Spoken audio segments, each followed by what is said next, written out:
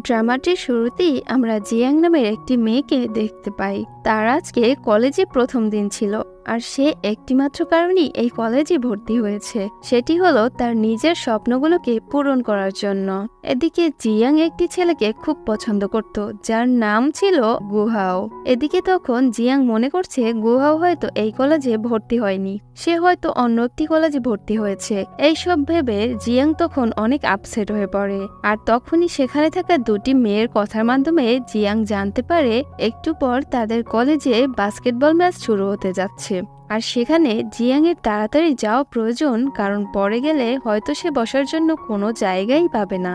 কারণ সে আরো কলেজের মেয়েদের কাছ থেকে শুনেছে তাদের কলেজে একজন নতুন হ্যান্ডসাম বাস্কেটবল প্লেয়ার এসেছে। তখনই তার কাছে একটি মেয়ে এসে বলে, আরে দ্রুত চলো, ম্যাচ শুরু হতে যাচ্ছে। যাই হোক, এদিকে তখন আমরা বাস্কেটবল খেলা দেখতে পাই। জিয়াং তখন বাস্কেটবল খেলা দেখে সে তখন তার স্কুল লাইফের সময়গুলোতে হারিয়ে যায়, যেখানে আমরা দেখি গুহাও বাস্কেটবল খেলছিল আর জিয়াং তাকে দেখে মুচকি মুচকি হাসছিল। এদিকে গুহাও পুরো স্কুলে তখন স্মার্ট, হ্যান্ডসাম এবং ইন্টেলিজেন্ট ছেলে ছিল, যে সবসময় পরীক্ষায় ফার্স্ট হতো। জিয়াং তখন গুহাওকে নিয়ে ভাবতে শুরু করে যে বলটি এখন এসে তার মাথায় লাগবে, এবং তখন গুহাও তার কাছে এসে জিজ্ঞাসা করবে, আচ্ছা তোমার ব্যথা লাগেনি তো? তখনই তার এই পুরো স্বপ্নটা ভেঙে যায়, কারণ এদিকে তখন বলে সে তার পাশের একটি মেয়ের মাথায় লাগে। আর তখন গুহাও এসে ওই মেয়েটিকে জিজ্ঞাসা করে যেটা একটু আগে জিয়াং ভেবেছিল, সেটা এখন গুহাও ওই মেয়েটিকে বলছে, আচ্ছা তোমার ব্যথা লাগেনি তো?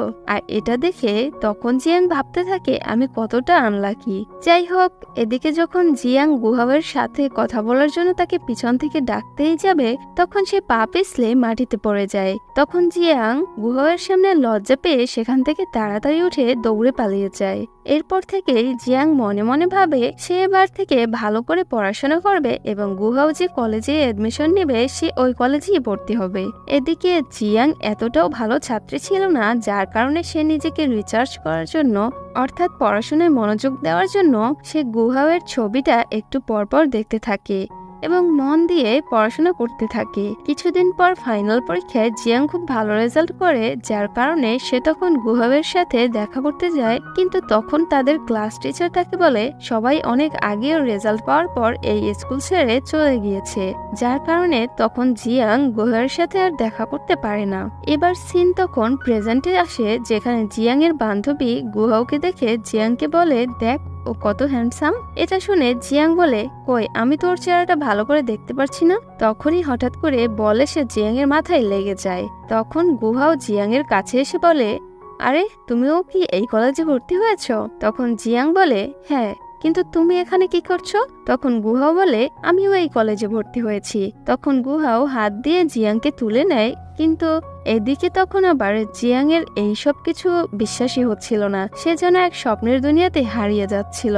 যাই হোক, পরদিন জিয়াং যখন কলেজে আসে লাইব্রেরি থেকে বই নেওয়ার জন্য, তখন সেখানে আবার লাইব্রেরির অপর পাশে গুহাও ছিল।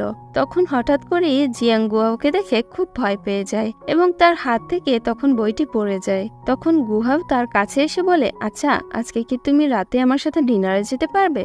গুহায়ের মুখে তখন এই কথা শুনে জিয়াং এর মনে তো পুরো লাড্ডু ফুটতে থাকে। আর জিয়াং বলে, হ্যাঁ অবশ্যই যাব।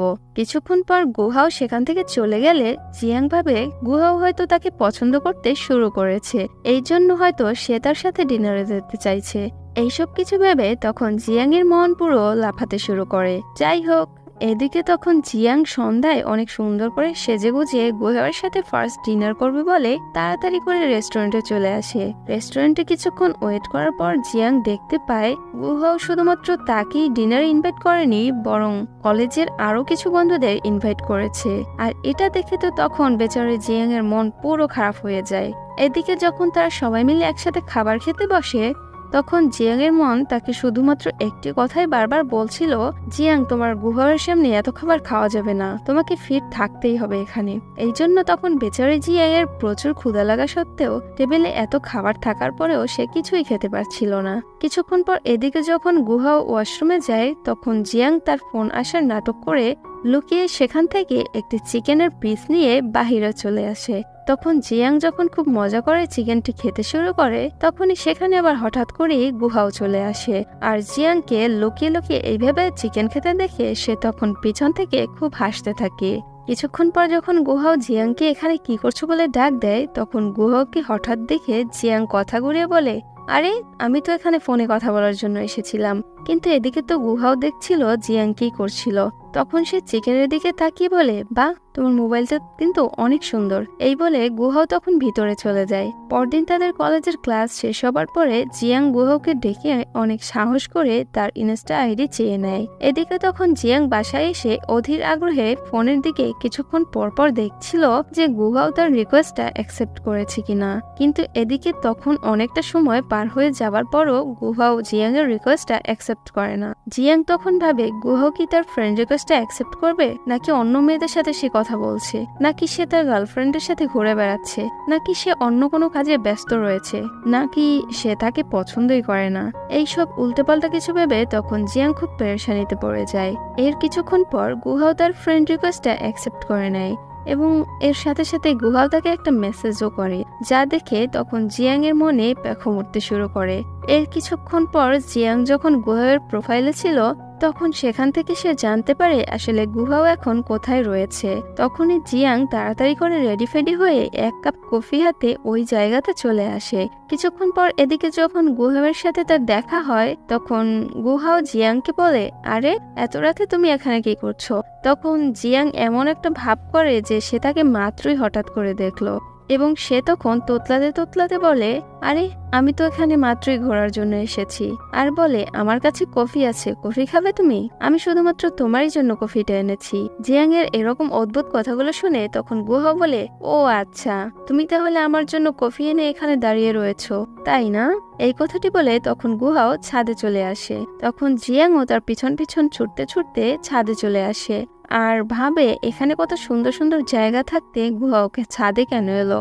সে আবার এখানে আমাকে একলা একটি মেয়ে পেয়ে কিস করবে না তো?